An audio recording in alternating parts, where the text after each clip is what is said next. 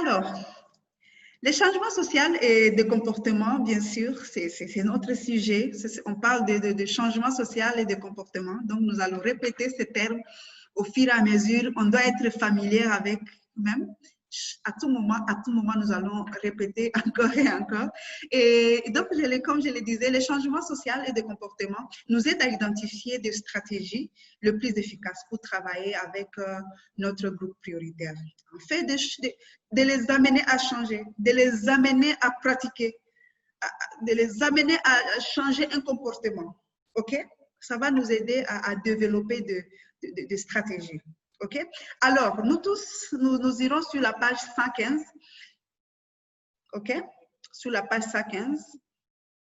Je pense que nous avons déjà défini les groupes prioritaires et vous comprenez déjà ce que ça signifie. OK? Et là, nous allons maintenant parler de déterminants. OK? Les déterminants. Les déterminants, ce sont des facteurs qui ont motivé ou empêché l'adoption d'un comportement pour un groupe de personnes données. Les déterminants, ce sont des facteurs qui ont motivé ou empêché l'adoption de comportements d'un groupe, OK? D'un groupe de personnes données, de facteurs, OK? Alors, on va parler de facteurs favorisants. Facteurs favorisants, si je peux le dire rapidement, c'est quelque chose qui facilite la pratique du comportement. Simplement ça. Ce qui te favorise à faire quelque chose. Ça rend facile. OK? Alors, on va parler de barrières. Le barrière, c'est quelque chose qui rend plus difficile la pratique du comportement. Ça rend difficile. Si je vais le dire un peu simplement. Barrière, quelque chose qui rend difficile. OK? Et vous vous rappelez, c'est quoi on a parlé de déterminants, on a parlé de facteurs. OK? Si je peux un peu rentrer légèrement, parler de déterminants, sont des facteurs qui ont motivé ou empêché l'adoption d'un comportement pour un groupe de personnes données. Un groupe de personnes données, je répète, c'est notre groupe prioritaire. OK? Alors, on va parler un peu de déterminants. OK? On a parlé des déterminants, maintenant on va un peu décortiquer pour comprendre c'est quoi les déterminants. OK? En fait, en général, il existe 12 déterminants du changement de comportement. OK? Allons sur la page, le document 10.2 qui parle des déterminants importants qui influencent le comportement. Est-ce que vous êtes là? Ça, c'est sur document 10.2. Document 10.2. OK? Alors, on va un peu lire la liste des déterminants ensemble. OK? Alors, il y a l'auto-efficacité. Il y a normes sociales perçues. Conséquences positives perçues. Conséquences négatives perçues. Efficacité de l'action perçue. Il y a l'accès, il y a la susceptibilité ou risque perçu. Il y a la gravité ou sévérité perçue. Il y a le signal d'action ou rappel, simple rappel. Il y a le politique, il y a la culture, il y a la volonté divine perçue. Ce sont les 12 déterminants qui existent. Est-ce que vous avez des questions concernant ces déterminants? Quand vous les regardez, tous les 12 déterminants, est-ce qu'il y a des questions concernant ces déterminants pour qu'on puisse en discuter?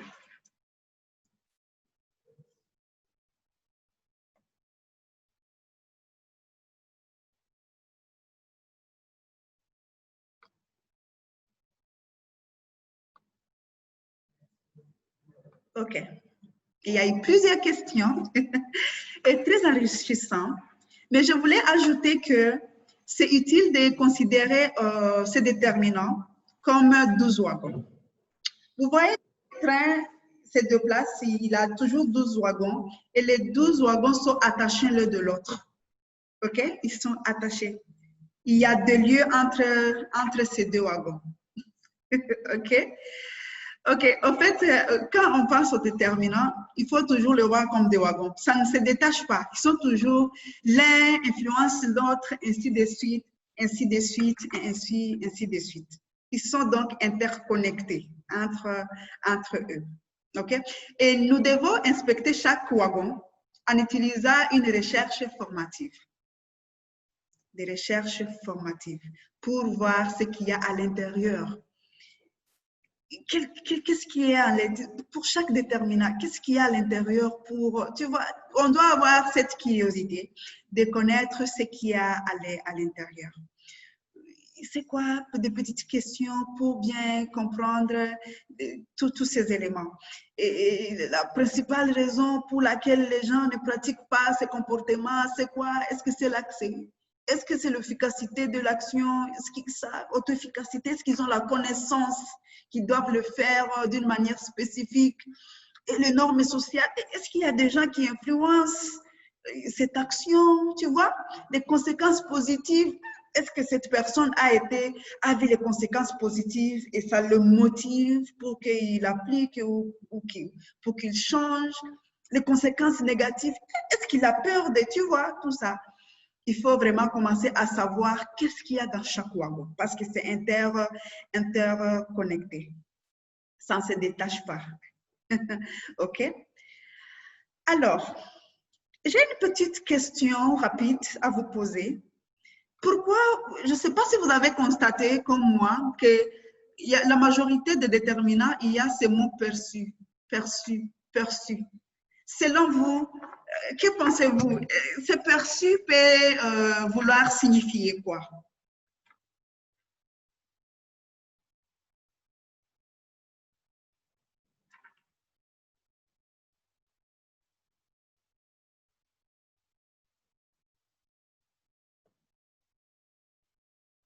OK. Merci beaucoup pour vos partages. Je pense qu'il y a quelqu'un qui a parlé de perçu en tant que perception. Je pense que c'est ça. La perception du groupe prioritaire, du risque, des conséquences positives, etc. C'est très important. C'est très important de connaître la perception de notre groupe prioritaire. Parce que quand on a la perception, on comprend la façon dont notre groupe prioritaire pense. On comprend pourquoi ils ont fait ceci ou cela. Ça va nous guider à bien orienter nos activités. OK? Ça va vraiment nous orienter à bien orienter nos activités. Ça va aussi nous parler, normalement, c'est quoi, qu'est-ce qui influence telle ou telle décision? OK? Donc, il est vraiment important de comprendre les perceptions des gens, même si elles ne sont pas toujours scientifiquement exactes ou si elles sont différentes de nos propos en tant qu'acteurs de changement de comportement. Mais c'est très important de comprendre c'est quoi la perception de ce genre, de ces groupes prioritaires. OK? Alors, plusieurs spécialistes des sciences sociales ont découvert que parmi tous les déterminants, 4 sont plus couramment trouvés pour influencer les changements de comportement pour la santé et le comportement WASH. Je ne sais pas si vous regardez bien sur le flip chart, il y a 4 déterminants qui ont été encerclés. OK? Il y a l'auto-efficacité, normes sociales perçues, conséquences positives perçues, conséquences négatives perçues. Ces 4 déterminants ont plus l'influence au changement des comportements WASH.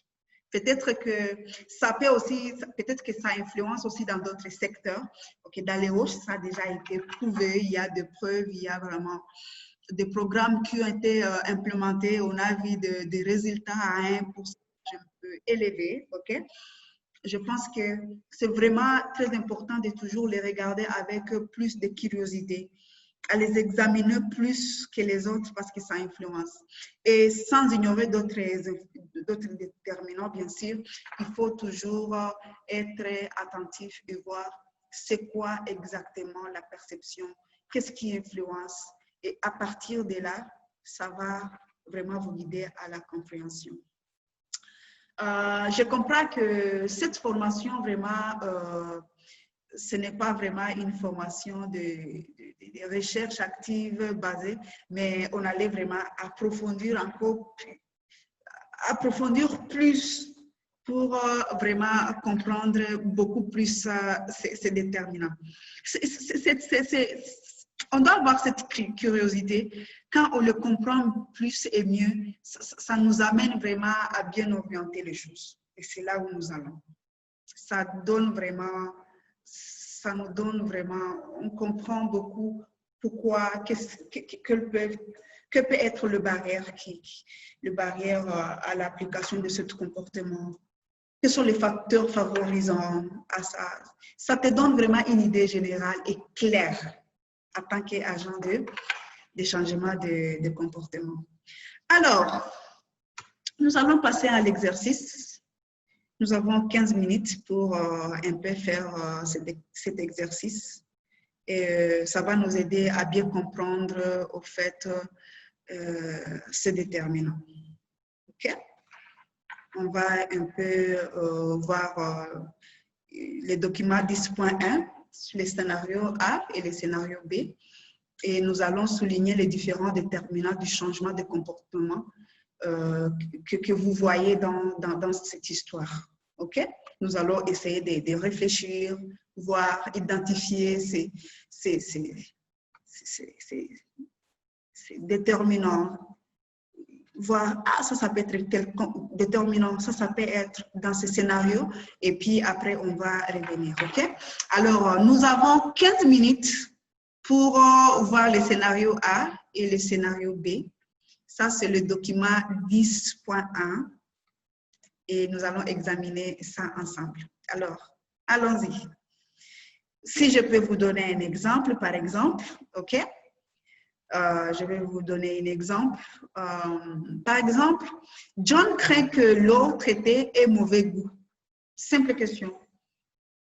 John craint que l'eau traitée ait un mauvais goût. Selon vous, ça peut, il s'agit de quel déterminant? J'ai peur de vous donner la réponse déjà. Est-ce qu'il s'agit d'une conséquence négative perçue ou il s'agit d'une conséquence positive perçue? Est-ce qu'il y a un volontaire qui peut répondre à ça? OK. En fait, c'est ça l'exercice que nous allons faire. Vous allez lire et identifier les déterminants. Et ça, vous allez comprendre que comme John craint que l'eau traitée ait mauvais goût, ça, c'est déjà une conséquence négative perçue. Il perçoit ça négativement, il se dit, ah non, ça c'est mauvais. Il ne va pas boire ça, c'est mauvais. Pour lui, c'est mauvais. Il ne va pas boire ça, il ne doit pas boire ça. OK? En fait, ainsi de suite, vous allez jouer et vous allez comprendre rapidement. Ça va vous aider à comprendre un peu en profondeur ces déterminants. OK? OK. Allons-y. Vous avez 15 minutes pour effectuer ça. Et rappelez-vous aussi que ça peut être positivement perçu, négativement perçu. Donc, allez de tous sens. Il ne faut pas vous priver, allez de tous sens. Ça, c'est négatif, ça, c'est positif. Ah, ça, c'est OK. OK, allons-y. Nous avons 15 minutes pour faire ça. Merci beaucoup.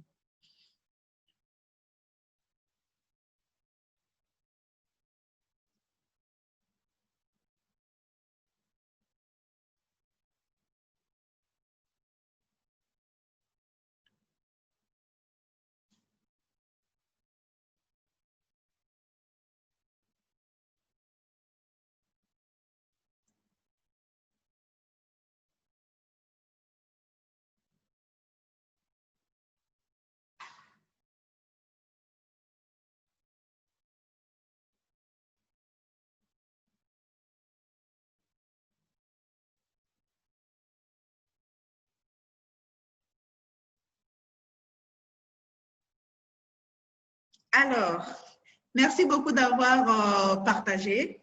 C'est bon, vous avez déjà travaillé sur ça.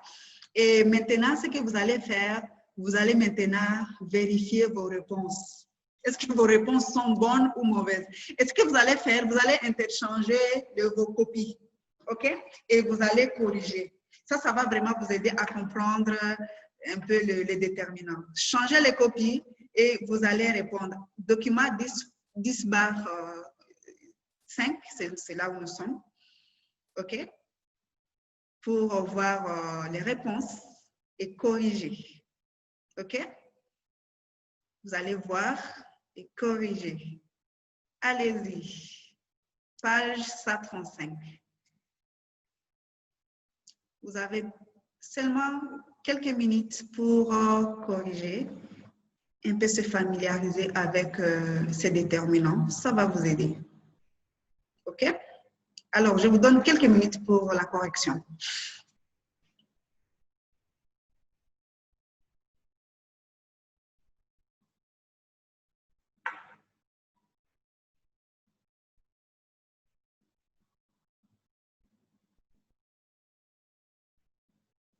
Je précise, hein, c'est sur page 136. Hein?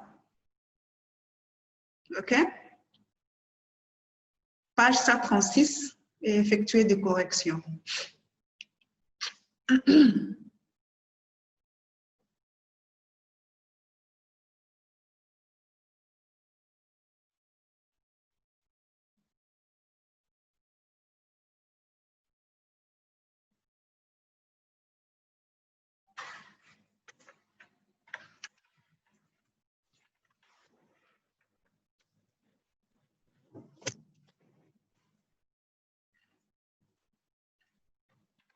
OK.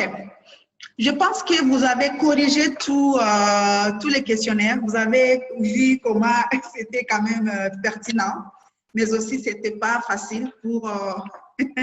il y avait quelques confusions. On croit que c'est ça et pourtant c'est l'autre, tu vois. C'était bien. Mais, OK. En tant qu'agent de changement de comportement, les acteurs de changement de comportement, vous avez déjà fait toutes ces pratiques, tous ces exercices. Vous avez compris c'est quoi les déterminants. Vous avez bien examiné comment les déterminants fonctionnent.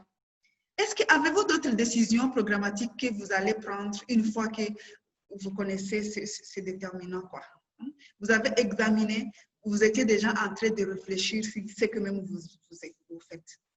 Est-ce qu'il y a des changements que vous allez apporter sur votre groupe prioritaire, ayant la connaissance de tous ces déterminants? Est-ce qu'il y a vraiment des choses à améliorer? OK? Est-ce que vous avez découvert le facteur favorisant? Vous avez découvert les barrières, ceci, cela. Vous avez tout ça, mettant ensemble. Est-ce qu'il y a des changements? S'il y a des gens qui veulent partager leurs idées, s'il vous plaît, allez-y.